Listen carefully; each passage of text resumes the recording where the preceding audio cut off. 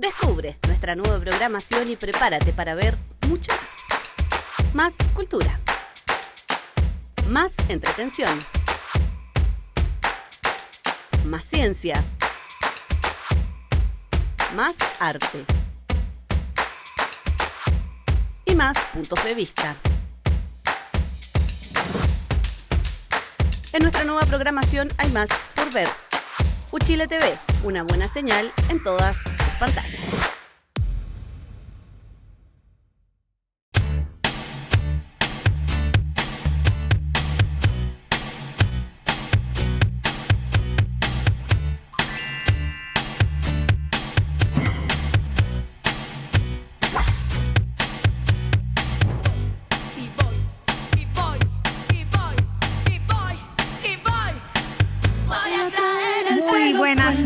Bienvenidas, bienvenidos a Descabelladas con mis grandes, intrépidas, osadas compañeras Mirna Schindler. ¿Qué tal? Alejandra Matus. ¿Qué te parece, Alejandra, la pinta con la que vino los Mirna? Sí, eso. ¿Pelémosla? Ya, pues pélenme. No es una pinta muy intrépida. No, pero bien yo clásica. creo que alguna razón debe tener. Oye, pero es intrépida para mí, ¿ah? No, de verdad, yo ando de rosado, entre otras cosas, porque fui a ver la película Barbie, que la recomiendo de verdad. Creo que es una buena película. También la vi. Y entiendo por qué los republicanos o parte de los republicanos en Estados Unidos tienen bronca con la directora. Porque sí, se permitió y se dio el gustito. Si esta película la voy a dirigir yo, que quede la Barbie bien empoderada, ¿o no? Eso es, bien. No, y el Ken... Que te encantó. Me encantó el Ken porque se ve lo estúpido de los papeles femeninos que sí, se le han dado a través de la historia. Qué increíble. Pero no voy a comentar más porque no la vamos a hacer spoiler. Estupendo. Ya, sí. Ya vayan nos a verla vamos a nomás. spoilear porque en realidad ya es conocido, es el pacto fiscal, una invitación que ha hecho ayer el presidente Boric para recaudar $8.000 millones para 6 prioridades de gasto público. Bueno, hizo varios ajustes respecto a la idea original que había sido rechazada de reforma tributaria. Tuvo un portazo bastante rápido de parte de la oposición, pero me interesa la opinión de ustedes. Miren. Ya. A ver, lo siguiente, no alcanzó a terminar su discurso el presidente y ya escuchábamos a particularmente la UDI de decir que ellos no iban a apoyar esta iniciativa. Ya lo venían diciendo de hace varios días. Yo diría que da lo mismo en este minuto si el gobierno se baja los pantalones completos o se los baja hasta, perdona la analogía, pero o se los baja hasta no tan abajo. Hasta las rodillas. Hasta las rodillas nomás. Porque hagan lo que hagan, si hay medidas pro crecimiento, si no, si es que efectivamente esto es un intento para acercar posiciones. La verdad es que la UDI desde todo punto de vista y está a la vista, no solo en el reporteo que una puede hacer internamente, sino que basta con leer las declaraciones para darse cuenta que este partido tomó una decisión y esa decisión es no darle oxígeno al gobierno porque se ha entendido, es una estrategia, que capitalizar la crisis del gobierno y del Frente Amplio les está dando rédito, eso es lo que ellos observan desde adentro. Por lo tanto, uno diría, menos Jaime Belolio, que dijo no hay que caer en la tentación de capitalizar la crisis, y más Víctor Pérez, recordemos el exministro del Interior del gobierno del presidente Piñera, cuando decía un partido no puede simplemente no capitalizar una crisis de estas características. Entonces, lo que yo diría que la respuesta frente a la propuesta del gobierno es no vamos a estar disponibles para apoyar este pacto fiscal. Ni el pacto fiscal ni nada, digamos, no hay... Exacto. Ni sal ni agua. Beligerancia absoluta. La estrategia legislativa es mandar 2 proyectos, uno fin de año, con las ideas anti-evasión y anti-elusión, y dejar para marzo del próximo año, cuando se termina esta veda legislativa de un año, cuando se rechaza un proyecto en su idea de legislar, no se puede enviar un proyecto con la misma idea matriz. Ese año expira en marzo del próximo año y ahí entonces se estaría mandando una segunda iniciativa legal, pero solo con impuestos a la renta de personas y de empresas. Alejandra, ¿cómo ves tú el panorama? Me parece que la primera parte del paquete, que es la que se va a enviar primero, es la parte que le interesa al empresariado y a la UDI, aunque digamos la UDI no quiere participar del pacto de qué. Igual Guillermo Ramírez valoró esta parte de las iniciativas porque, por supuesto, coinciden con la idea de un Estado más pequeño, de cortar y de hacer al Estado lo más eficiente posible, y habrá que ver en qué consiste esa eficiencia. Normalmente a veces no es solo reducir redundancias en el Estado, sino que a veces también se terminan con proyectos. Normalmente es víctima la cultura y proyectos del Estado que son importantes, pero que desde el punto de vista de la derecha no apuntan al crecimiento económico. Y la otra parte es la parte que le interesa al gobierno y para la cual obviamente no tiene piso. Y por eso va a esperar cumplir un año para volver para insistir con una versión más atenuada de reforma tributaria, impuestos solo a la renta, dijo Marcel, no a las empresas.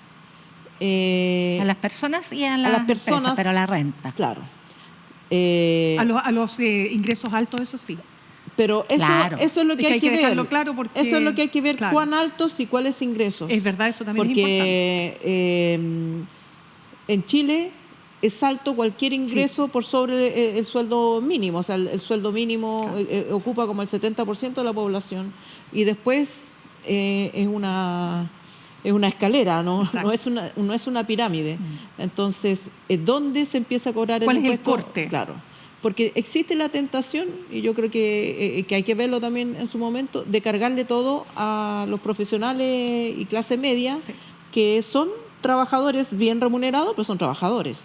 No es lo mismo que los dueños del capital que están, librando en esta reforma tributaria.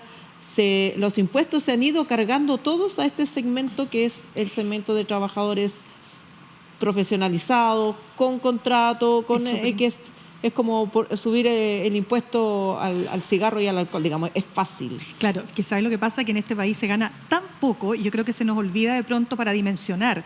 Ustedes saben que hasta los 770.000 pesos tú no pagas impuesto a la renta, ese impuesto que tú tienes que pagar cuando tú tienes un sueldo, cuando tienes ingresos, ¿verdad? Y esa cantidad de personas que gana hasta 770.000 pesos, si mal no recuerdo la cifra, Yana, tú tienes muy buena memoria, 73% más o menos. Entonces, ojo que esto es bien interesante porque iniciativas desde la propia CPC de los empresarios, ¿no?, han planteado, analistas, expertos, también de la OCDE, hay que decirlo, que sería importante ampliar la base de contribuyentes. Y eso implicaría que personas que ganan menos de 700 y tantos mil pesos tendrían que empezar a pagar impuestos, que es algo que evidentemente no lo va a hacer ningún gobierno porque es muy antipopular y porque había que ver cuáles son los efectos reales. Pero estoy de acuerdo con lo que dice la Ale. O sea, ¿qué es un sueldo alto en Chile? Si a mí me dicen que una persona que gana por sobre 2 millones de pesos le tienen que cargar los impuestos, todos tenemos que pagar impuestos, no estoy diciendo que no se pague, pero la pregunta es si va a ser a ese segmento. Claro, si le vamos a eso en vez de a los súper ricos y en vez de las empresas, me parece que se desequilibra la balanza. ¿Por qué? Porque además todas las políticas públicas están dirigidas, por supuesto, a los sectores de menores ingresos. Y un sueldo alto en Chile puede ser alto, 2 millones, 3 millones, puede ser alto, pero esas personas tienen que pagar todo. Pagan todo, colegio, entonces, la salud, en fin. Se concentran los impuestos ahí porque no hay piso político para los súper ricos que tienen mucho poder político. Ahora, entonces, ese matiz del impuesto a la renta, veamos cuando llegue el proyecto. No, pero van a ser a las rentas altas, y de todas maneras. Sí, ya existen tramos establecidos hoy día. La idea es subir los impuestos a los tramos que ya existen, supongo yo. Pero me parece súper interesante analizar desde la perspectiva de otra gran noticia que tuvimos la semana pasada, que fue el resultado de la encuesta CACEN, y analizar la reforma tributaria o las posibilidades de ajustes tributarios a la luz de aquello, porque uno de los grandes argumentos contrarios a aumentar recaudación es la supuesta ineficiencia del gasto público. ¿Y qué mejor prueba que la reducción de la pobreza al nivel histórico de 6,5%, que un gasto público eficiente que logró enfrentar una crisis y aún así, pese a la inflación, pese a la situación restrictiva de la economía, sacar a tantas miles de chilenos y chilenas de la pobreza. Entonces, si alguien dice el gasto público en Chile no es eficiente, ahí hay una prueba de que sí lo es. Ahora, y en segundo lugar, la desigualdad. ¿Esas transferencias incluyen los retiros de la AFP? Sí, claro, pero es que acuérdate que la encuesta CACEN se hizo en 2020, cuando ya se habían hecho algunos retiros. Y luego fue una CACEN de emergencia el 2020. Y esta del año pasado ya recoge como la última colita de los retiros, claro, pero principalmente el IFE laboral, los distintos subsidios. Lo que pasa es que todas esas son inyecciones transitorias. Entonces, a mí me parece que buena noticia que muchas personas salgan de la pobreza, pero salen de la pobreza ¿por cuánto tiempo? Bueno, es que ese es el gran problema de la vulnerabilidad en la distribución del ingreso en Chile, que las personas están sobre la línea de la pobreza, pero basta cualquier incidente mejor en el ciclo vital, te enfermas, pierdes el trabajo, etcétera, y caes inmediatamente. Pero por lo menos hay una reducción que muestra, desde el punto de vista de la eficiencia del gasto, que sí existe la posibilidad a través de transferencias directas de por lo menos resolver una cuestión a la espera, porque pero no hay empleo. Pero después viene el mismo Estado y dice, estas transferencias producen inflación, cortemos las transferencias. Entonces, la CACEN subsiguiente, ¿qué va a decir? Que la gente cayó de nuevo en la línea de la pobreza.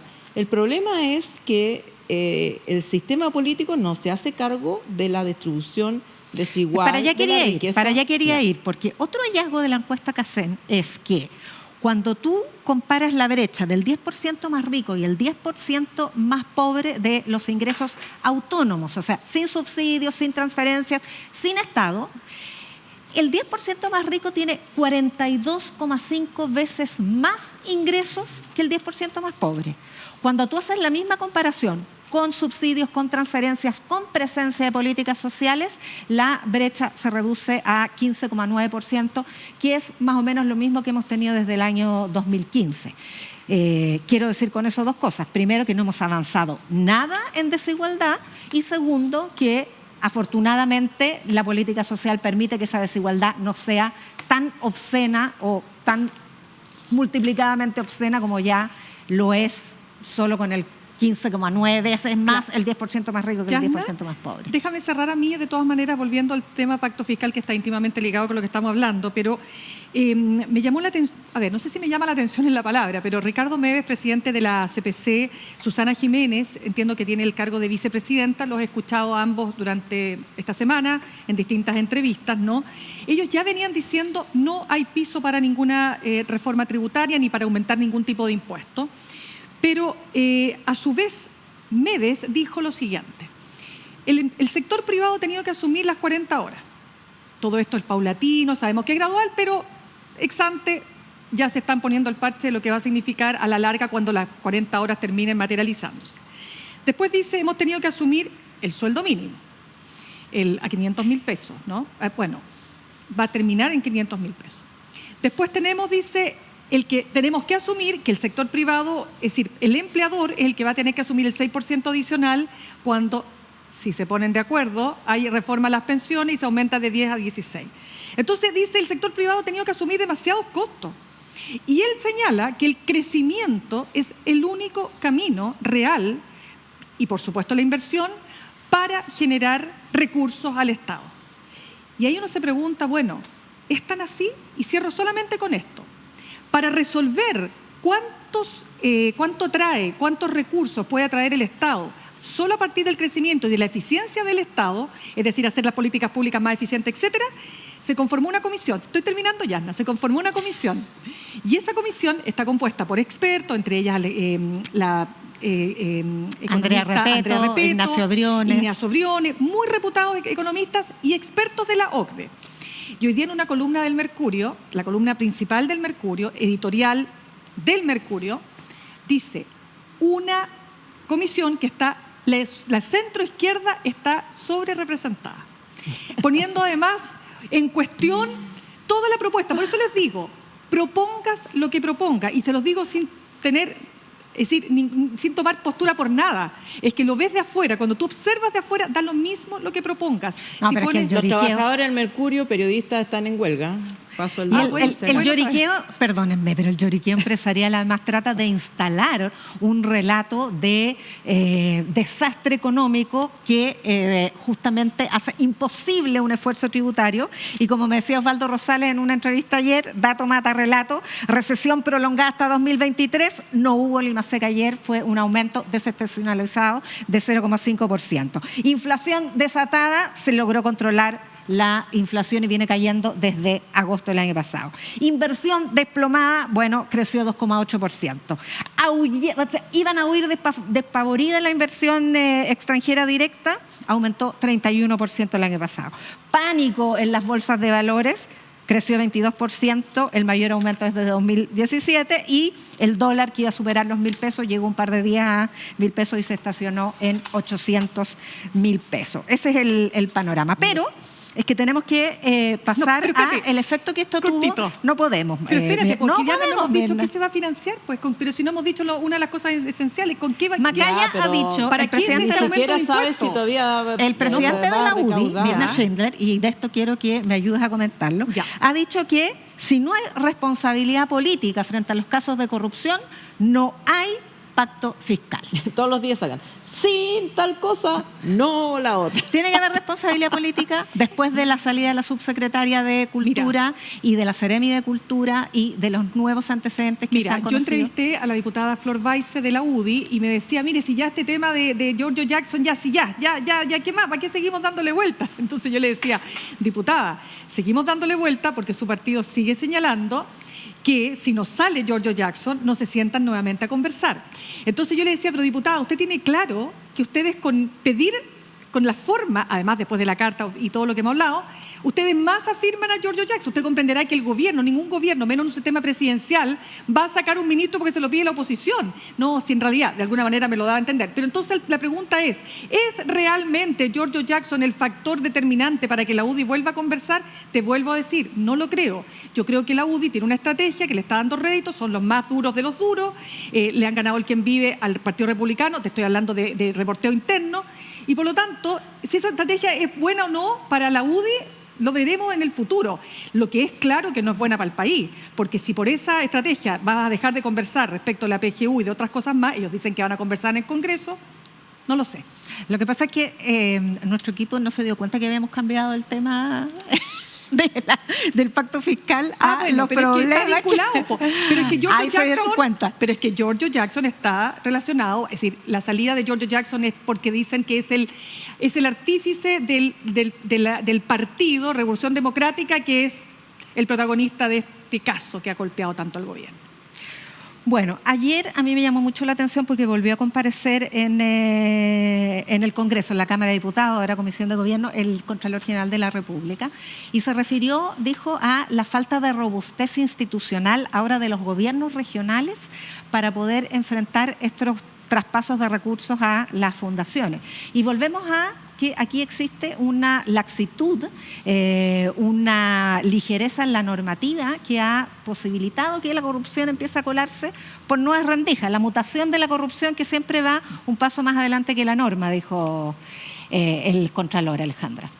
Sí, y yo creo que habla también de un fenómeno que es general a la política, que es el clientelismo, que esta idea de tú estuviste conmigo en la campaña, algún proyecto te va a tocar, algo te voy a financiar, y esas prácticas que han sido endémicas, que en versiones pasadas era tírate una boleta ideológicamente falsa, o invítame a un almuerzo y te lo pago a 20 palos, ahora se transforma. Buena, me acordé Sí, pues, del almuerzo que costó 20 millones. En Penta, no hay, de Andrés Velasco. Andrés Velasco. No hay guaguas, digamos, inocentes en estas prácticas. Y ahora yo creo que la clase política en general, no diría deliberadamente para cometer delito, pero sí deliberadamente para facilitar estas transferencias, dejó esta llavecita abierta de las fundaciones hubo mucho interés en que los gobiernos regionales tuvieran recursos para distribuir. No se recordarán en el momento que se hablaba de que había que elegir gobernadores, que cómo no iban a tener plata, que cómo no iba a haber algún tipo de caja.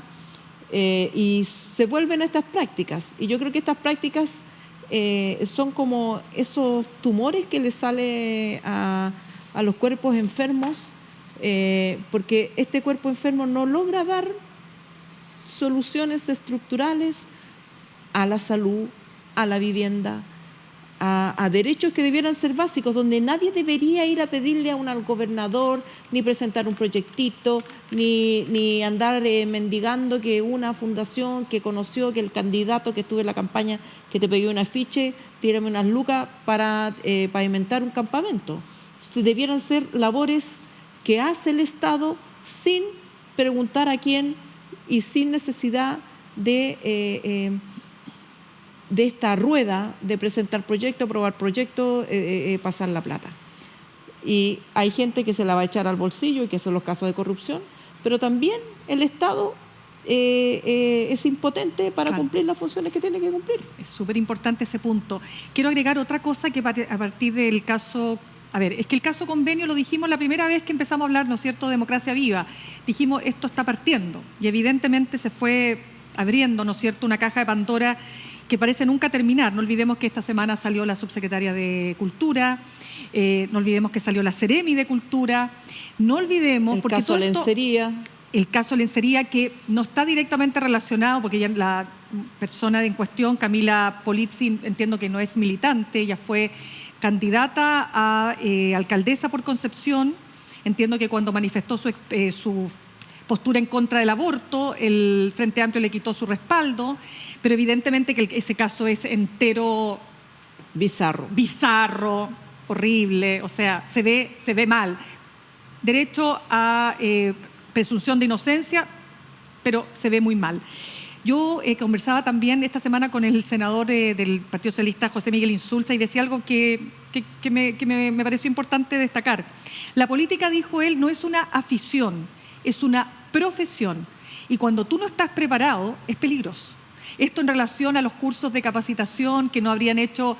Claro, porque uno se pregunta, cuando hay conflictos de intereses, si tú fuiste parte de una organización y autorizas plata para esa organización, o sea, es un curso el que nos ayudaría a entender que eso no está bien. Claro, eso es lo que pasó en Cultura y de verdad que es incomprensible, porque más allá de que exista o no exista dolo de corrupción, ¿cómo una persona no se va a dar cuenta que no puede firmar una transferencia a una entidad, por noble y sin fines de lucro que sea, en la que trabajaste, incluso la que fundaste? Es una gran organización, Circo del Mundo, pero ¿cómo no se te va a ocurrir que no puedes firmar? O sea, el deber de abstención es cierto, está en el estatuto administrativo, pero yo no necesitaba leerlo para que se me ocurriera algo así, ¿no? Para uno dice no.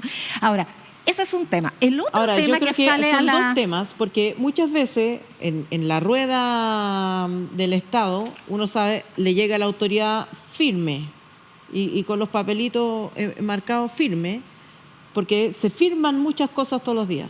Para eso está el jefe de gabinete, está el asesor, el asesor el auditor, legal, el jefe de administración y finanzas. Entonces, que dicen, ojo con de todos estos 100 que son regulares, alguien te tiene que decir. Pero algo, me contaba Insulza una cosa bien... No, pero espérate, es que tengo que terminar, el tema de las gobernaciones, porque uno es el del deber de abstención que no se respeta. Otros son los convenios de los que venimos hablando hace rato, pero aquí se abre una tercera dimensión de este problema, que además expande a distintos partidos, porque la Fiscalía, 5 fiscalías están investigando más de 10 convenios con gobernaciones como por ejemplo Los Lagos, que es un exdemócrata cristiano. La mayoría, con Bío Bío, Araucanía, que es de derecha, y esto por una glosa presupuestaria de una laxitud sin norma alguna que fue aprobada en el proyecto de presupuesto de este gobierno, porque la modalidad de vivienda es un mecanismo que ideó el gobierno de Sebastián Piñera, pero el forado que existe en gobernaciones es un mecanismo que se estableció en el proyecto de presupuesto que tramitó la directora de presupuesto de este gobierno. Javiera Martínez. Sí, y elimina una serie de requisitos para suscribir convenios de las gobernaciones, porque las gobernaciones son instituciones muy jóvenes, muy febles administrativamente, están sujetas todavía a muy escasas posibilidades de descentralización. Entonces, para ayudarla, dijo la directora de presupuesto, vamos a ayudar a la descentralización, vamos a ayudarla a que tengan más atribuciones. Porque era una demanda de los gobernadores, digamos que los gobernadores presionaron. Porque, debe haber habido mucha presión. Pero por supuesto. Y el resultado de esa presión política por mayor descentralización y mayor autonomía, finalmente es que se baja la norma, se permite que entre gente, se elimina el requisito de 2 años de experiencia para las fundaciones, se aumenta la cantidad de actividades que pueden hacer fundaciones, entonces empieza a abrirse la posibilidad de distribuir recursos, que además con la presión de ejecutar el presupuesto, porque la ejecución presupuestaria es re importante para poder cumplir las metas, y si no se ejecuta el 100% del presupuesto a diciembre, se pierde esa plata. Claro. Entonces los gobernadores trataban de transferir rápidamente harta plata a las organizaciones sin fines de lucro. La mayor, creo que el 30% se terminaba transfiriendo, el 40% se transfería en diciembre, o sea, a última hora, y para facilitar eso entonces hacen transferencias al tiro sin rendición de la contraparte, sin requisitos de cumplimiento. Como dijo el senador socialista Fidel Espinosa, se convierte al Estado en un cajero automático. Más o menos. Con toda la toxicidad que ha tenido ese senador, la verdad es que hay que reconocerle que en este ámbito fue el único que puso la voz de alerta cuando se estaba discutiendo el presupuesto. Pero véngase para acá. No, dímelo al lado mío, si no te va a morder. No me tengas miedo. No, es que quiero decir algo. ¿Cómo? No sé. Te juro que no. No, pero espérate. No como mujeres. Pero déjame. Mira, quemantes declaraciones. Ya, quiero decir solamente lo siguiente, que esta semana, obviamente, cuando te aparece una subsecretaria que tiene que renunciar y que tiene que renunciar a la Seremi de Cultura, etcétera, etcétera. Bueno, hubo otro aspecto que también golpeó a este sector, al Frente Amplio, y qué es lo que pasó con Carlos Ruiz, ¿ya? Y Carlos Ruiz es un, ¿cómo decirlo? Es un intelectual, ¿no? que fue muy importante en el movimiento autonomista. Él es un sociólogo. Es considerado el padre del Frente Amplio. El padre del Frente Amplio. Exactamente. Pasa que después estaban como Michael Jackson, es que en realidad fue del autonomismo, pero después no, y así, pero no importa. Y fue efectivamente una situación muy compleja porque él fue detenido por un caso de violencia intrafamiliar, al parecer muy grave, y eso naturalmente que vino a generar, yo diría que una sensación de, bueno, ¿qué más? ¿Qué más tiene que pasar? ¿Sí o no? O sea, el golpe a la moral de las filas del Frente Amplio fue muy fuerte, sí. Bueno, espérate, y Revolución Democrática tuvo elecciones y votó el 5% del padrón, digámoslo así, y con un desangre de militantes que es evidente que iba a pasar. Oye, tenemos una artista visual, en realidad, unas artistas visuales que son de mural. Son muralistas, se llaman muralas, están ahí atrás nuestro. Ellas son un colectivo de muralistas que han hecho más de 40 murales en distintas explanadas del país. Ya. Pero vamos a escuchar una canción. Ya, pues. Alejandra, nuestra DJ experimentada, nos ha traído La llave del olvido. La llave del olvido, que es un bolero tradicional. ¿Es para llorar o no? Sí, no, es para cortarse las venas. Vamos. Pero esta es una nueva versión de La Golosa La Orquesta, que es una banda chilena influenciada por géneros como el jazz tropical y bolero. Y como cantante invitada está Sonia Valderrama, que lleva años rescatando la música peruana. Escuchemos, yo le voy a pedir las zapatillas a Mirna para bailarla. ¿Se puede bailar o no? Con zapatillas. Esto debería tener vino porque es para llorar. Una copita de vino. Sí. Ráquense, pues, chiquillos.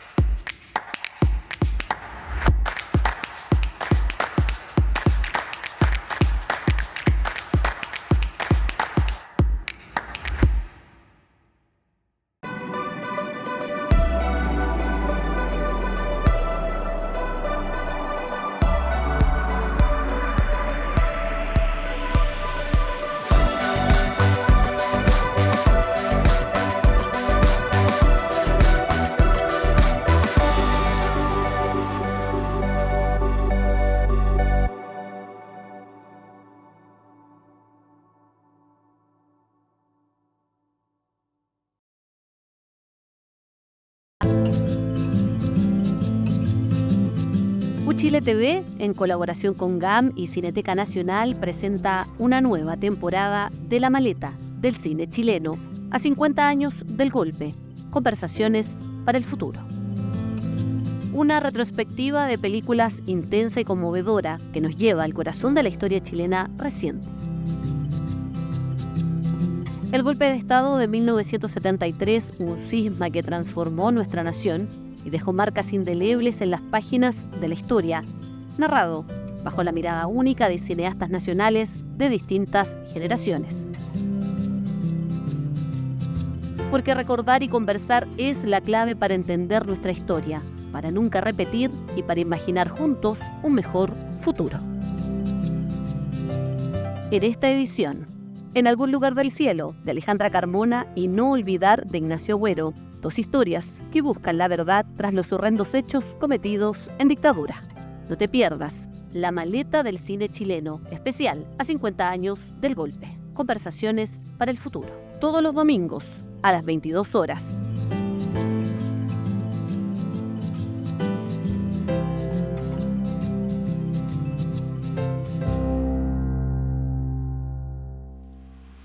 Y volvemos con descabelladuras. ¿Existe esa palabra? No. Yo No. creo que no, querida. Bueno, con nuestros cabellos, entonces. A mechonearnos si quería. Sí. Oye, les quería recordar que la semana pasada se conoció la encuesta CEP. Y un 50% de los encuestados dice estar de acuerdo con suprimir libertades si son necesarias para Qué susto. controlar la delincuencia. Entonces, con ese estado de opinión pública, yo quería preguntarles si les parece que fue correcto o no que el oficialismo en el Consejo Constitucional decidiera recurrir a la Corte Suprema en contra del aumento de 2 capítulos del anteproyecto de nueva Constitución, el de Fuerzas Armadas y el de Seguridad, que la Corte Suprema rechazó por ahora porque hay un tema formal. Alejandra. A mí me parece que la realidad política es que los republicanos y la derecha en general tienen mayoría en el Consejo Constitucional y eso no se va a resolver vía recursos ante los tribunales.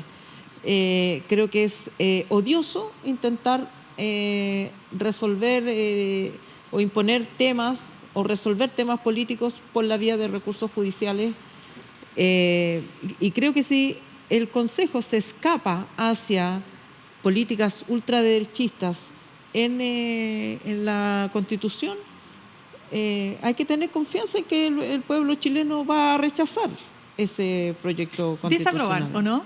Se dice desaprobar. Votar en contra. En Votar en desacuerdo. contra. No, En la papeleta desacuerdo, va a ser sí. de acuerdo o en desacuerdo.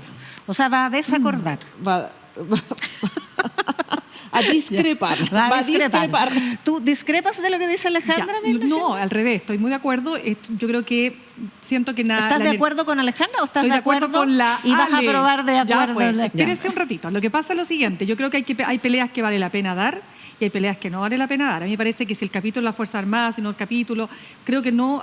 Yo siento que hay temas muchísimo más importantes que ponen en riesgo, por cierto, este texto constitucional.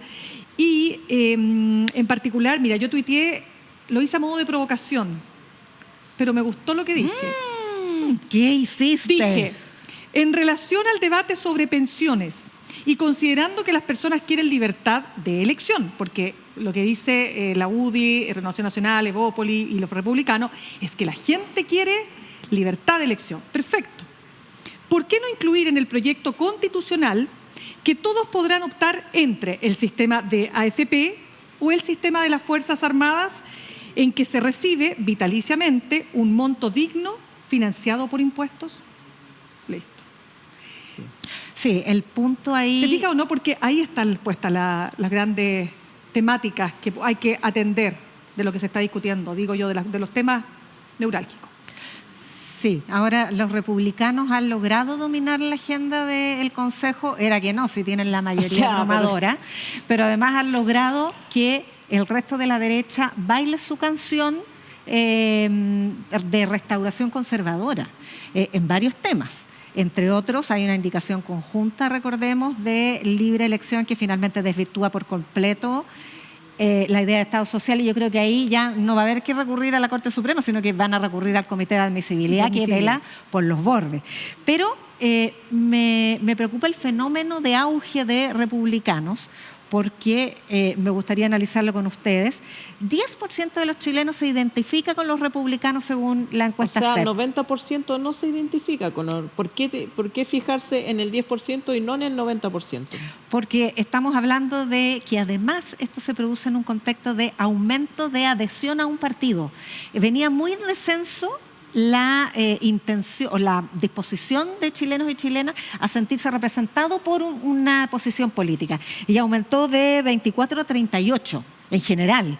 Y de ese 38 que se siente representado por algún partido, el 10% se siente representado. De hecho, por el que viene después, o sea, abajito... perdón, es mucho menos que el 10% de los chilenos, Sí. pero es el 10% de quienes se sienten representados por un y partido. de abajito, el que más tiene es el Partido Socialista con 4%. Claro, pero también, y lo que dicen varios analistas, el Partido Republicano no ha gobernado. Entonces, es fácil tener 10%, o sea, ¿cuánto tenía el Frente Amplio? ¿Cuánto tenía Boric cuando aparece en escena? Creo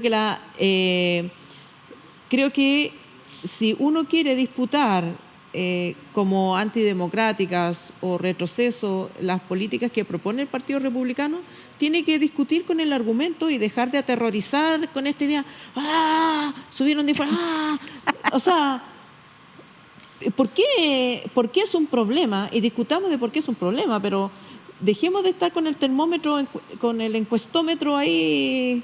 Bueno, discutamos por qué es un problema. Y Y uno de los discutamos qué problemas, es el problema. y uno de Discutamos los por qué problemas serios es para la mitad de las chilenas que somos las chilenas, que de acuerdo a las enmiendas presentadas por republicanos vamos a sufrir varios retrocesos.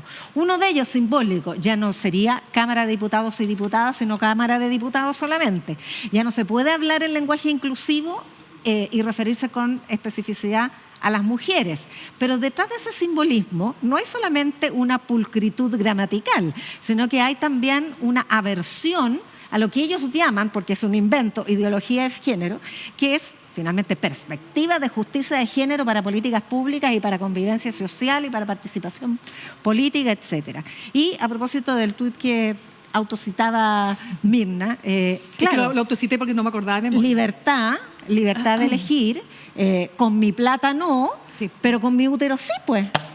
Bueno, es que lo que pasa aquí, ya lo hemos venido conversando, pero ahora fueron más allá. El Partido Republicano, en un afán claro de expresar sus posturas identitarias, entre ellas, por cierto, su negativa a todo tipo de aborto, plantea, hay una propuesta, una enmienda que señala que la vida de la persona o del ser humano comienza al momento de la concepción. Y eso, que no hay una unanimidad de posiciones, evidentemente que no, ni filosófica, ni jurídica, ni política, ellos quieren llevarla a rango constitucional. Si eso fuera así, y se aprobara este texto constitucional con esa enmienda, la ley de aborto en 3 causales quedaría completamente inconstitucional. Pero como saben que es muy poco probable que se logre, porque por ahí está difícil que la UDI, lo he dicho desde ya, apruebe una enmienda como esa, lo que ha dicho el Partido Republicano es que si tienen mayorías en el Congreso, van a promover un proyecto para que el aborto en 3 causales termine siendo derogada. O sea, como si ley. no te resulta la enmienda constitucional, que no es la vida del que está por nacer, ni es la vida de la persona que está por nacer, es la vida del niño que está por nacer. A pesar de que el 80% de los y las chilenos consideran que el aborto debe ser permitido, al menos en las 3 causales que la ya ley dice, perdona, existen. para dejarlo súper claro, porque si no va a parecer como una fake news, en el sentido de que la actual Constitución dice, la ley protegerá la vida del que está por nacer. No habla de persona, no es que esté. Lo que pasa es que el plan- no habla ni de persona ni de niño. Exacto. Y al meter eso es que se hace inmediatamente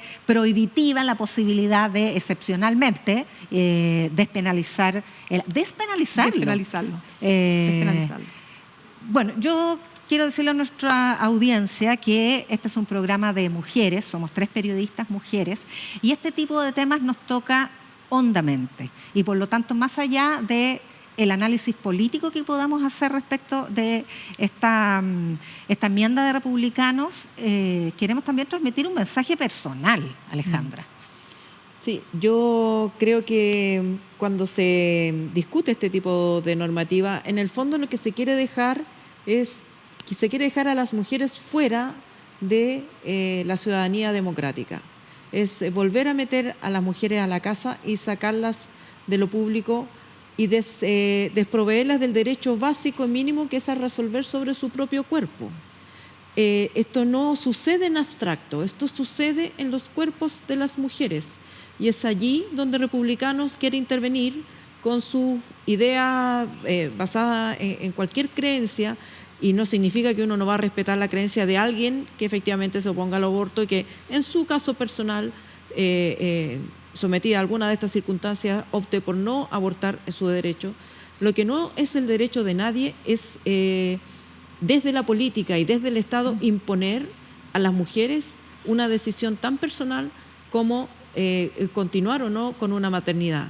Y en este caso, más encima, en 3 causales que son mínimas humanitarias. Estas no son causales que reconocen el derecho ni siquiera a la autonomía completa de la mujer sobre su cuerpo. Es simplemente reconocer el derecho de una mujer adulta autónoma a suspender un embarazo cuando peligra su vida, cuando el embarazo es inviable y cuando ha sido víctima de una violación. Yo creo que ningún partido político, ningún sector político, ni religioso, ni de ningún tipo, tiene derecho a hacernos retroceder a ese momento. Sí, no solamente adultas, recordemos que esta es una ley que permite, en el caso de niñas de menores de 14 años, donde lamentablemente abunda las violaciones en el contexto familiar, que es lo más grave. Siempre es grave una violación, pero que además ocurra en un contexto familiar lo hace aún más terrible, ¿no? Porque se trata de muchas veces el padrastro, el progenitor, en fin. Mira, solo quiero decir lo siguiente porque concuerdo completamente contigo, Yanna, esto no es solamente una opinión teórica. Yo tuve una guagüita que tenía una malformación incompatible con la vida, como la anencefalia, es decir, no se te forma el cerebro. Esto implica que la guagüita nace y muere al instante, si no muere antes. Entonces, cuando esto me pasó a mí, el año 96, estábamos muy lejos, ¿verdad? Quiero recordar que en esos años, Evelyn Matei, que era diputada, fue la primera en plantear la posibilidad de que, efectivamente, en estos casos, el Estado diera una salida. La primera de derecha. De derecha, exacto, perdón, lo dejo claro, pero es importante esto porque tú no puedes obligar a una mujer a mantener en tu útero una guagüita y que tú funciones como una suerte de incubadora, ¿no? O de máquina para salvarle, o sea, para mantenerla con vida. Y eso es algo que solo las mujeres podemos entender. Yo no me quiero poner ni por un segundo en el lugar de una mujer violada. Y de verdad creo que cuando los hombres hablan, porque escuché hombres esta semana, como el diputado Sergio Bobadilla de la UDI, que decía, fantástica la idea de republicanos porque yo estaría dispuesto a que se terminara con todo. Y el senador Andrés Celis, de Renovación Nacional, si mal no recuerdo, decía, yo creo que la causal de violación, esa la podríamos eliminar. Entonces te fijas que, ¿qué puede decir un hombre? Mira, con todo respeto, pero ¿qué puede decir un hombre que no va a vivir jamás una realidad tan terrible como la que viven las mujeres? Y este es un avance insignificativo, que sería de verdad una desgracia y una tragedia para muchas mujeres en este país que esta ley fuera derogada. Hay un estudio de la Corporación Humanas que detecta que día por medio, en nuestro país, una mujer o niña o adolescente se ve enfrentada a la policía, a la fiscalía, por haberse hecho un aborto en condiciones clandestinas, llegar malherida y en las peores condiciones de salud a una posta o a un hospital, donde es maltratada por haber hecho algo ilegal y enfrentarse a la judicialización de su situación porque ha infringido la ley. Esto le ocurre a las mujeres pobres, porque las personas con mejor acceso a recursos tienen alternativas. Por de pronto viajar a un país vecino donde lograron, gracias a la lucha del movimiento feminista, despenalizar el aborto. Creo que hay que ponerse también en los zapatos de las mujeres, hay que entender también que esto no es solamente un tema de justicia de género, sino que también de salud pública, porque son mujeres que ponen en peligro su vida en una situación de desesperación, que nadie tiene derecho a juzgar. Así es. Así es. No, yo creo que, mira, por eso te decía anteriormente, yo creo que hay temas más relevantes que dar la pelea interna, si tú quieres, dentro del Consejo, que cuestiones que tienen que ver con asuntos que son importantes para la derecha, como es que haya un capítulo especial para las Fuerzas Armadas, ¿no? En fin, insisto, creo que las alarmas se tienen que prender en otras esferas como esta, por ejemplo. El 80%, según la encuesta CEP, está de acuerdo. Ah, sí, acá lo tengo, mira, lo traje. Trajiste el cuadrito. ¿Está de acuerdo con qué? Está de acuerdo con la posibilidad de que una mujer es que mira, se realiza un aborto, ya sea por alguna de las 3 causales que están sería despenalizadas. 49% y aborto libre 30%. O sea, en este país casi el 80% está de acuerdo con el aborto en estas 2 modalidades. Por lo tanto, creo que es está bien, yo creo que es legítimo que un partido tenga una postura valórica frente al tema, pero políticamente, ojo con esto, porque no tanto para los republicanos, que claramente están en una postura de manifestar sus posiciones identitarias, pero para Chile Vamos puede resultar un boomerang. No te olvides que fueron las mujeres las que le dieron el voto a Boric, cuando, entre otras cosas, en campaña, la candidatura de José Antonio Kast proponía, por ejemplo, que los bonos se entregaran solo a las mujeres casadas. Entonces era una cuestión que tú decís, pero ¿quién está casado hoy día, por favor? Claro. ¿Te fijas o no? Claro, ¿te acuerdas? Era ese y había otras más. Y por eso que comentamos una vez cuando se presentaron las enmiendas que la actitud de republicanos después de presentar las enmiendas se parece más al programa de gobierno de primera vuelta pero claro, de José Antonio Kast que al que después le permitió aunar al resto de la derecha más tradicional. Oigan, ¿estamos listos, Taylor? Las quiero a mi lado. Bueno, así como hay gente que dice con mi plata no, nosotras decimos con nuestro cuerpo no. Exactamente. Muy bien. Y vale harto más que la plata. Sí, exactamente. Sí. Sobre todo nuestro cuerpo es sagrado. Nuestro cuerpo no. Oye, hicimos una pregunta interactiva la semana pasada que se me la soplan porque que fue la semana de los robos. Fue la semana de los robos de los computadores. Entonces la pregunta que le hicimos a nuestra audiencia es ¿a quién le robaría su computador y qué cree que encontraría? Oh my gosh. ¿Qué nos dijeron? A ver. Ya. A Fidel Espinosa le encontrarían fotos de Giorgio Jackson. No te lo puedo creer, qué genial. Qué genial. Se pasaron. Está bueno. Ya, excelente, ya. ¿Quién más? Desde niñito hasta peladito. Con pelo y sin pelo. ¿Y quién más tenemos? ¿Hubo más? ¿A quién le robarían el computador? Cristian Larroulet, ¿se acuerdan? Que fue ministro de la Presidencia en el primer gobierno de Piñera. Quiere ser presidente. Claro, eso es. Claro. Se imagina la moneda, quiere ser presidente. Se encontrarían, oye, pero yo me imagino que en el computador de Larroulet también se podría encontrar el plan de K-pop para instigar el estallido. Ahí No, debe estar. yo creo que ese disquete anda dando vueltas. El disquete. Sí, está bueno. A ver, otro más. A ver. Piñera, le roban el Con sus computador. mejores fotos. ¿Qué y parece? encuentran Cuando puso la bandera chilena dentro de la bandera estadounidense. Te cacho, claro. comiendo pizza. Comiendo pizza. Comiendo pizza el Falta día del la foto estallido. cuando se sentó en el sillón de Obama. ¿Te acordáis que Obama miraba así como, what? Y los K-pop. Y los K-pop. Y ahí están los Vamos. K-pop que nos Los recordábamos de que habían instigado al golpe. Y Al golpe, al la estallido. pregunta interactiva.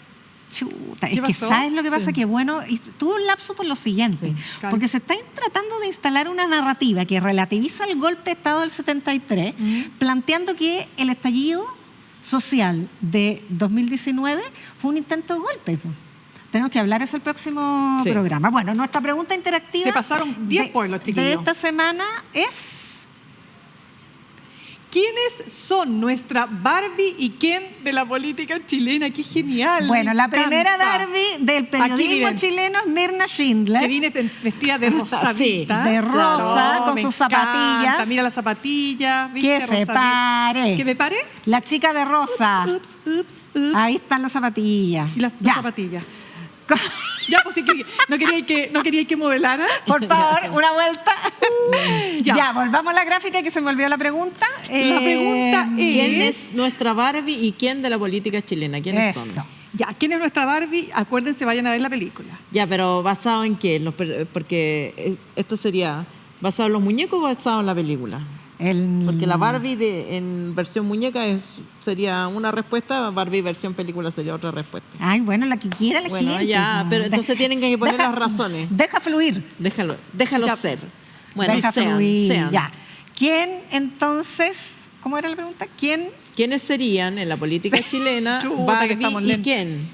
¿Quiénes son nuestras Barbie y quién de la política chilena? Ya, ¿Lista, Ilo? listo. Ya, estamos. Y algún artista o admirador de artista visual que quiera participar en nuestro programa, donde promovemos la creación artística de las mujeres, es bienvenido. Y por último, las personas de regiones que nos quieren enviar sus fotos, es que me están dictando, Sí, por eso sí. sale tan No, natural sí, y espontáneo. sí, no. No sé por qué me di cuenta. Chuta. Ah, ya. Las personas de regiones... Ya Que ves. quieran mandar su Espérate, foto. voy a leer. Tienen Las que- personas de regiones No que tengo quieran ni mandar lente. sus fotos, no tengo el lente, me traen los lentes, por favor, también avísenos, porque nosotros siempre Qué nos decoramos, lindo. como Con pueden ver, sus obras. en nuestra, Me encantó. con imágenes de nuestro rico paisaje de las distintas zonas del país. Perfecto. Dicho Y hecho. y hecho, nos vamos. A otra cosa mariposa. mariposa. No les vamos a contar aquí otra cosa mariposa, pero fue un agrado compartir con ustedes esta conversación. Nos vemos el próximo miércoles. Nos vemos.